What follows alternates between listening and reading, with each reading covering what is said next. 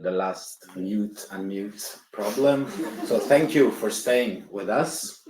I am very pleased to be joined by Jean-Yves Lesseau for this closing ceremony, and I will leave you the floor.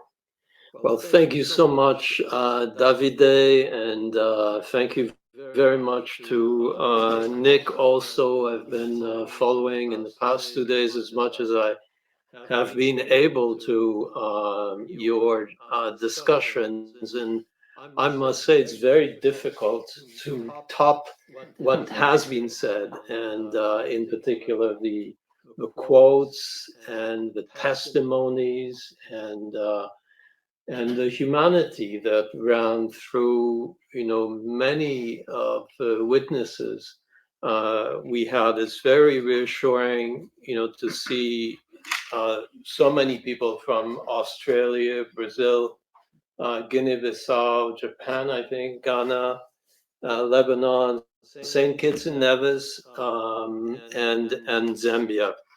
I will say a few words in French and then speak English, hoping I won't be betrayed by the technicity of it all.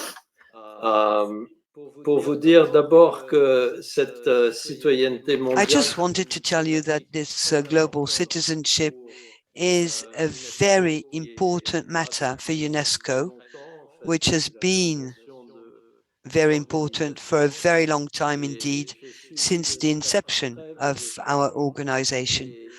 I kept a very close eye on your discussions, and my feeling is that you all remained true to this spirit, to this mindset. And this forum of high quality, Davide, with lots of ideas, very much open to the world, is the result of very careful preparation as carried out by the steering committee and the UNESCO Secretariat, with a continuous involvement of our unit in charge of partnership with civil society and our department in charge of education. So I want to congratulate Nick Newland, who brilliantly organized this forum over the last few months. And I want to thank all the NGOs which were with us from the outset for organizing this forum that does demonstrate the synergies that exist between UNESCO and its affiliated NGOs. And it's obvious there is a true opportunity that we need to take up in order to strengthen our partnership and to bring NGOs on board with all the UNESCO programs. This task is already bearing fruit, as we can see already. NGOs contributed in drafting our medium-term strategy for the upcoming 8 years, and UNESCO has recognized the strengthening of partnership as a key component to contribute to the success of our mission. Dear friends, during these last 2 days, what we have seen is that while societies are interconnected, they're also fractured, and they have immense need for social cohesion, for inclusion, for justice, intercultural dialogue, and the recognition and celebration of diversity. And most of you have really lived up to that high ideal. This is a time, as stated in a recent report on the futures of education. The International Commission on the Futures of Education just published its report. This is a time for reimagining our futures together. And I'd like to remind you that the current Secretary General, Antonio Guterres, has committed that next year, 2022, will be the year of the Summit for Education, and 2023, the Summit of the Future. And so this is the time for all of us to begin to think about the future.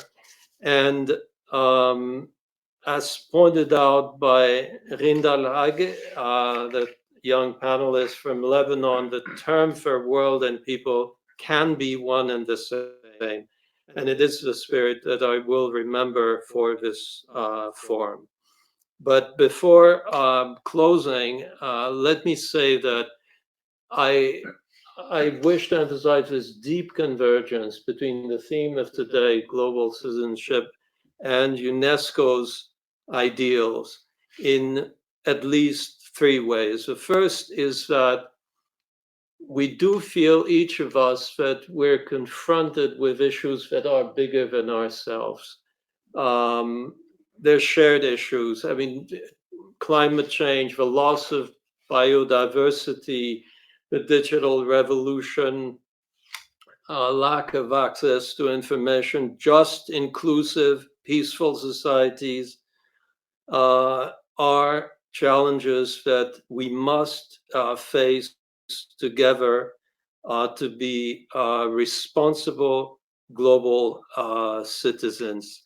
Because the reality is that, as some of you may be experiencing, there is a pushback against gender equality. There is a pushback against human rights across the fields of competence of UNESCO, and there is a true resurgence of authoritarianism.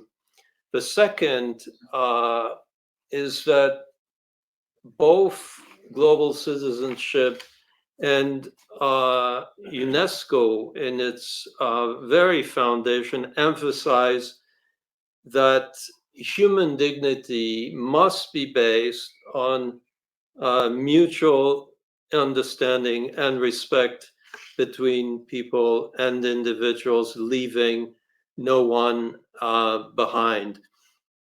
And this is a very difficult struggle. The words cannot really translate how difficult it is to fight daily, sometimes, ignorance. We have developed, as you know, a program against fake news and against, the misinformation about COVID-19 that you hear daily in the news.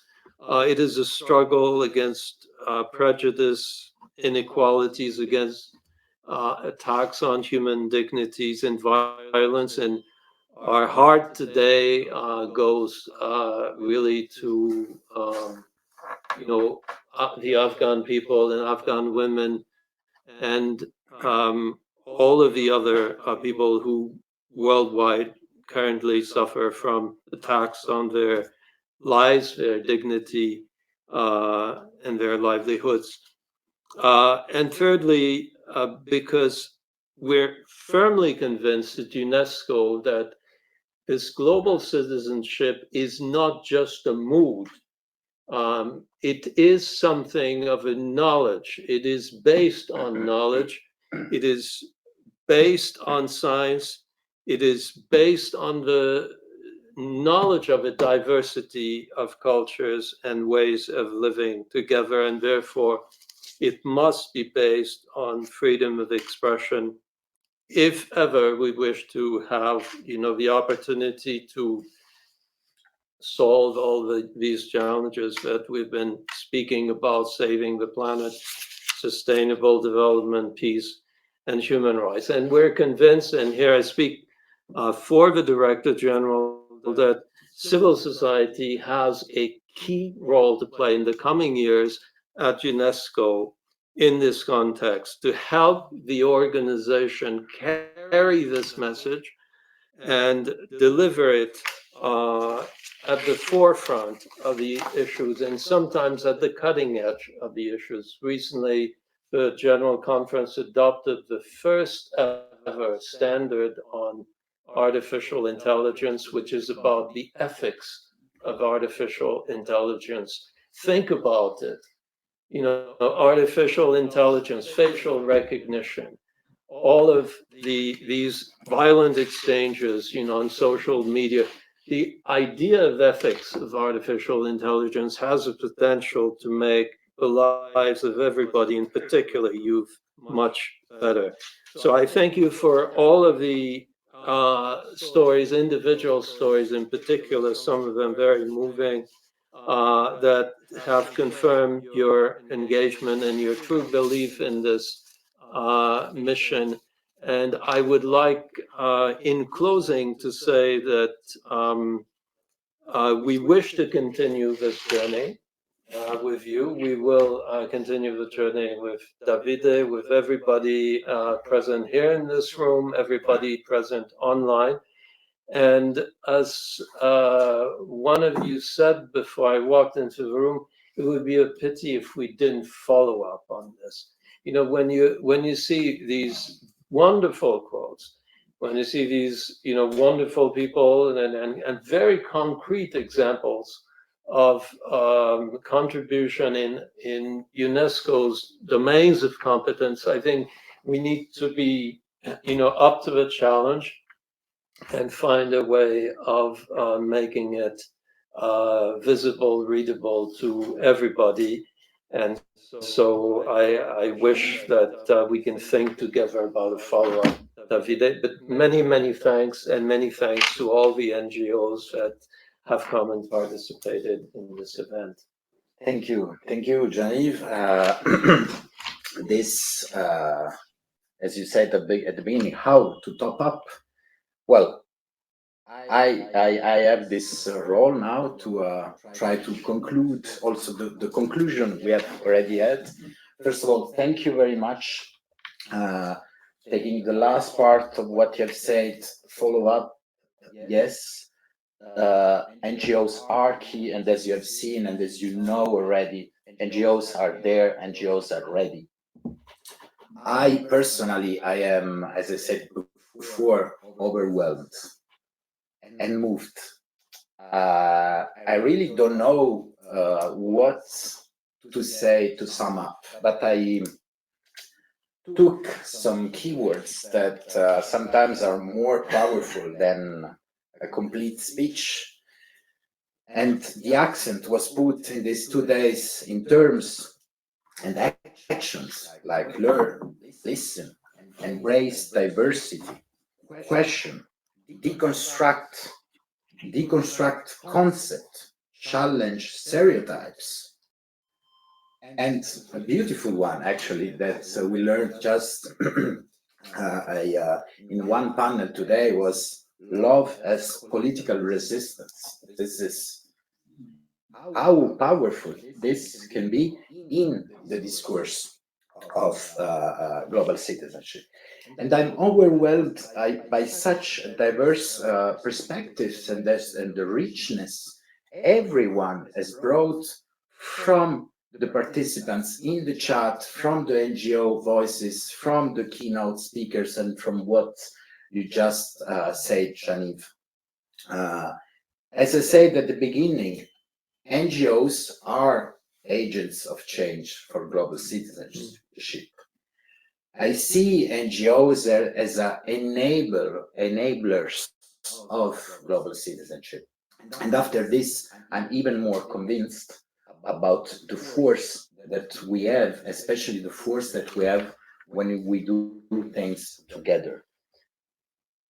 And I'm really happy that you mentioned, I'm not sure that you were reading your notes, maybe you were reading mine, but you mentioned the fact that what we are doing now is working hands in hands with UNESCO, and our collective cooperation is more and more anchored in UNESCO programs and UNESCO priorities. This is a specific vision that we have, me and my colleague at the liaison committee, and all the people are also helping us with steering groups and for the different actions we are taking. But this is the objective. It's a more anchored cooperation of the NGOs. So I said welcome in 3 languages, English, French, and Spanish. It's not so difficult, so I could also say gracias, merci, and thank you very much. But I think that it's very important to recognize once again the NGOs that have been very much active in this very long process, as you highlighted, Nick. This has been a process that has been very long because of COVID, also because we have had difficulties, but here we are. This is the first time the liaison committee has organized a completely online event. Because of COVID, of course, we have been forced to be that, and as I said earlier today, we would have loved to be this in person. But on the other hand, as you mentioned, Jean-Yves, we have been able to reach out to people that we wouldn't had the opportunity to reach before. So let me thank all the people. I really think that it's important to mention them once again. Martine Lévy, Marie-Christine Grier, Chantal Grévin, Philippe Bossin, Olga Legaccia, Melissa Flores, Thais Queiroz, Vicky Lovelock.